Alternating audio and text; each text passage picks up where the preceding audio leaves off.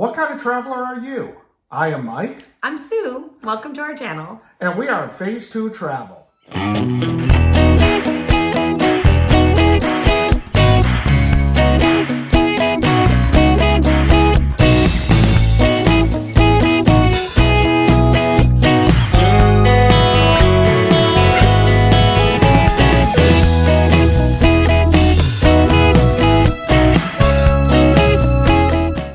And we are in the planning stages right now of planning our hopes and desires for our first big travel experience. And we'd like for you to come along for the ride. So we started this journey. Our first video is about our budget, because I think the first thing you need to establish is what kind of money do you have in order to have this sort of fun.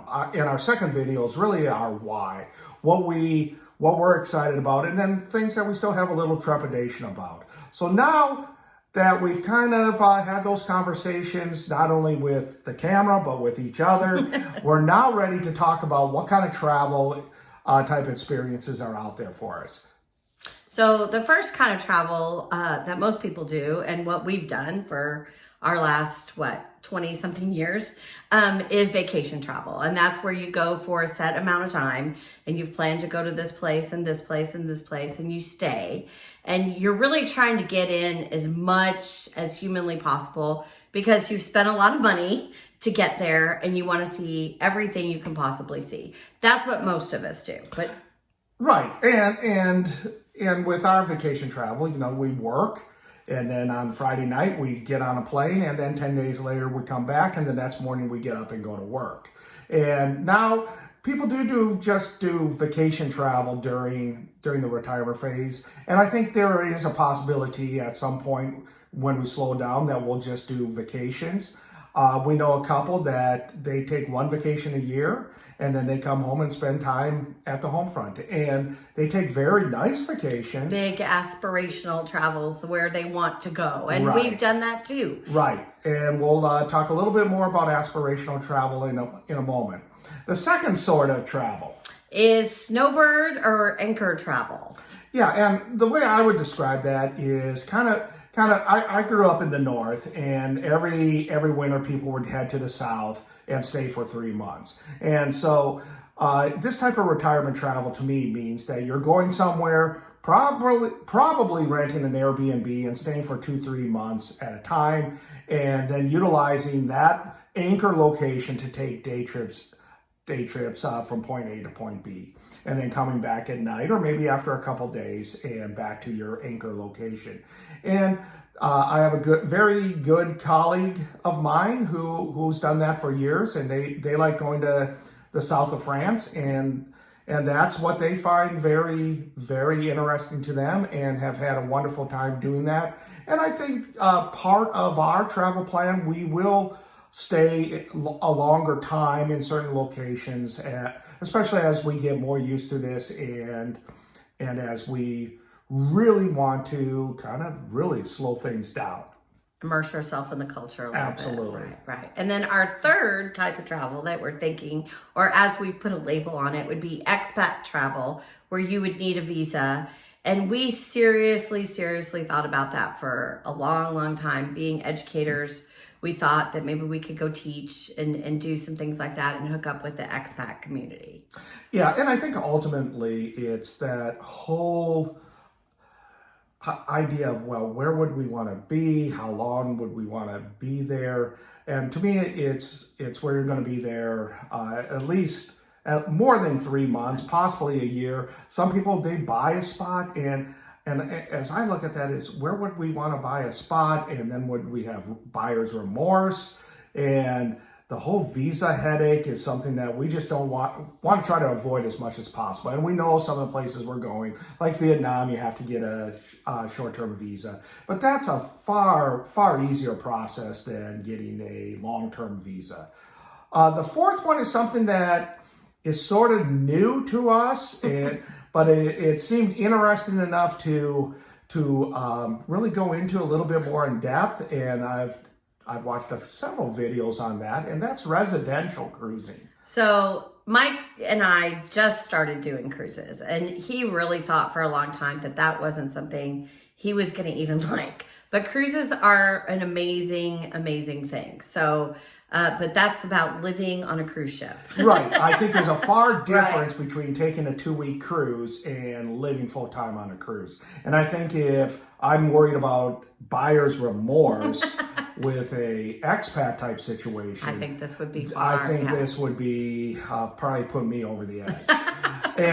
and I don't know enough about it, but it seems, one, pretty expensive, and two, then you got to pay a monthly fee that I'm like, wait a second, for that monthly fee, I could probably cruise the entire month on and go on different cruise lines. Right. And what happens if that residential cruise ship company goes belly up? And there have been some cases where they've either been, they have gone belly up, or they've been delayed by months or even years at a time. So I just don't, that's probably the one that I cannot see us doing. But if that's what you want to do, then I think that's certainly interesting. And I think for us, in theory, it sounds good, but I think the actual day-to-day is not for us. Right.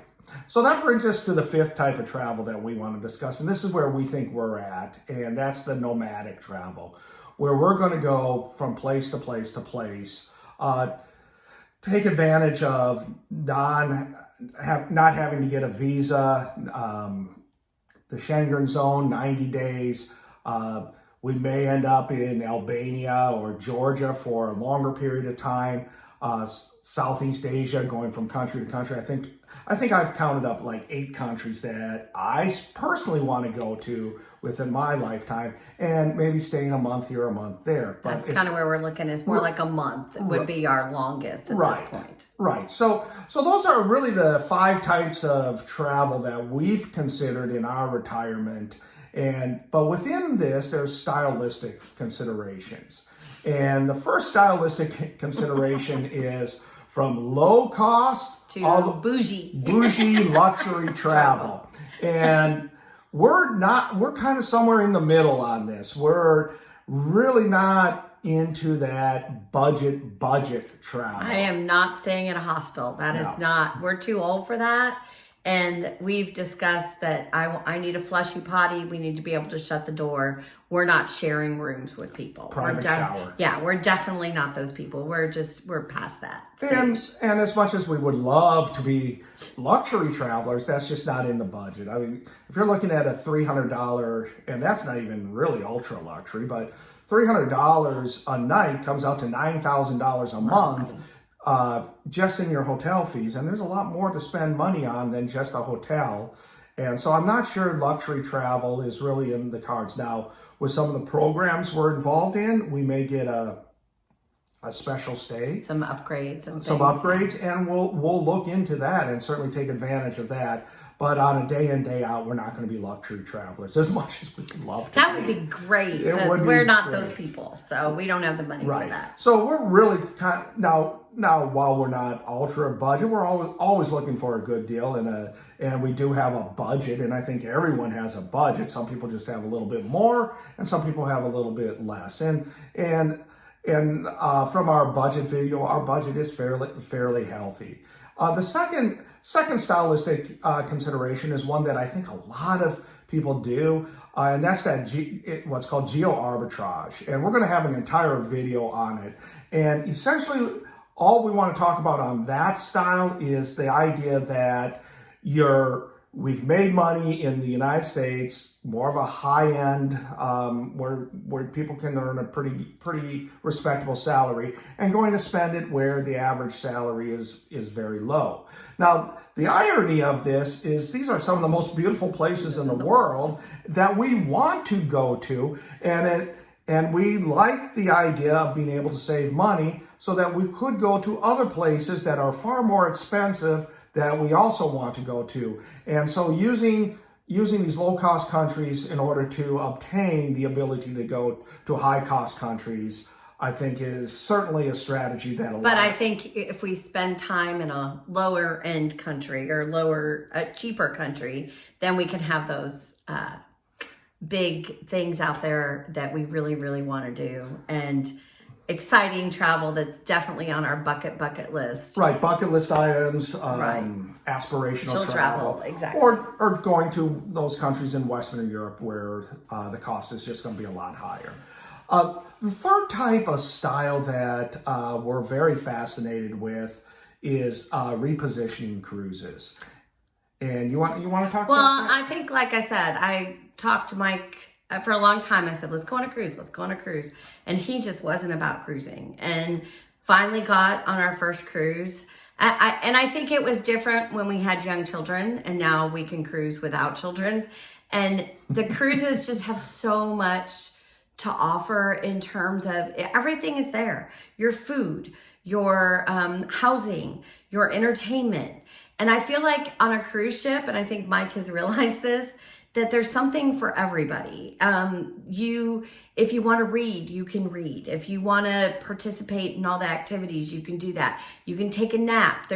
You can stay up late. You can get up early. That you can still exercise. I feel like you can come up with a schedule on a cruise ship and still see lots and lots of things and save a whole lot of money. Yeah, and as far as repositioning cruises go, these tend to be longer. They tend to be less expensive. It's when the ship industry is moving from one season to the next. They need to get their ships from. They're following the weather. Following the weather. Yeah. Like our first cruise, once we retire, we're going from Seattle to Singapore as Princess moves a ship from Seattle, the Alaskan, which is going up to Alaska for a few months, and then it's going to go and be in that Singapore market. What I like about it is we have nothing but time, and we'll be able to acclimate to the time changes. And slowly. And Sue's been a little reticent to go to Southeast Asia because of the time change, and because when I go, it's kind of like a 1 week type deal, and that's just too quick for her. And I just don't want to be on a plane that long. And and there's something about the cruise ship. You unpack once, you have your kind of your home base, and you come and go and see lots of different things.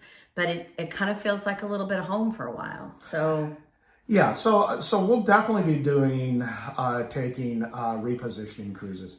The next sort of style is that in that inspirational travel. Do we do it as a do-it-yourself, or are we going to go on guided tours? And for me, I like doing it myself, to be perfectly honest, but I think there are some places where you absolutely need to have and you see some advantages tour. In that as well. Absolutely. There's some places that you go to that you do need a tour, and you get more out of it with a tour. Are we afraid to do it by ourselves? No.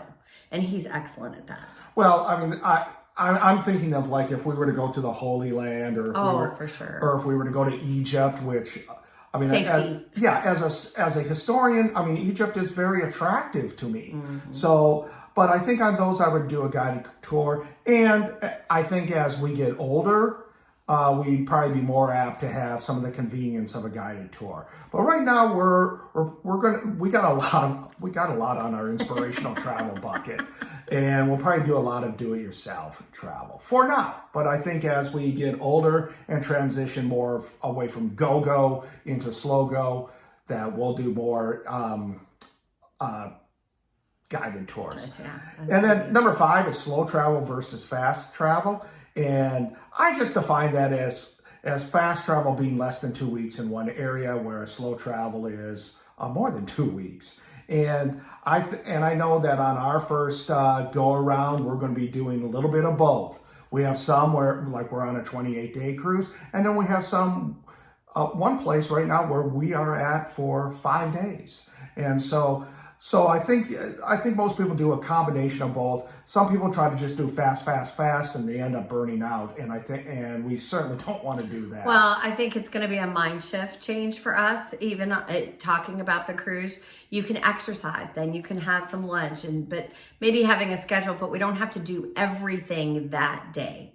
I think when you're a vacation traveler, you're just trying to get so much in. So it's just going to be slowing things down, where we can take in the sights a little slow. Maybe do one thing on that day. And I think Sue makes a good point here. As I've been trying to plan out our first go around, it's very hard to break out of that vacation travel type planning, because that's what you know. And the idea of going somewhere and not doing something one day, that's a hard mind shift for me.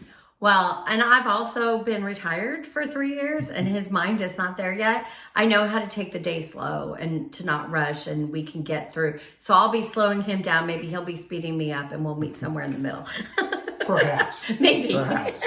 And the final thing is having a rational order to where you're going. And He's better at that. And our first trip, it just sort of, I think there's another thing you need to always keep in mind as a slow traveler or a nomadic traveler is being flexible. But we're going to Africa, then we're going to Southeast Asia, then we're coming back to Seattle and getting on that cruise ship and going back to Southeast Asia, down to Singapore. Then we're flying to Europe and taking a cruise home. That's probably not a rational order, No. but it's the way things worked out. No. And Things kind of fell in our lap and we changed course a little bit. And that's okay. Right. And as we plan this out, we've been very intentional to try to pay for as much of this ahead of time as we possibly can. Now, when things start to catch up and we don't have that luxury, then we'll definitely do a far more intentional, rational order. What kind of traveler are you? We certainly want to hear from you, and we hope you have a wonderful, wonderful travel experience and planning experience. And keep following us and following along and how we're about to execute all the things. We'd love to take you with us. Phase 2 travel. Thank you. Absolutely.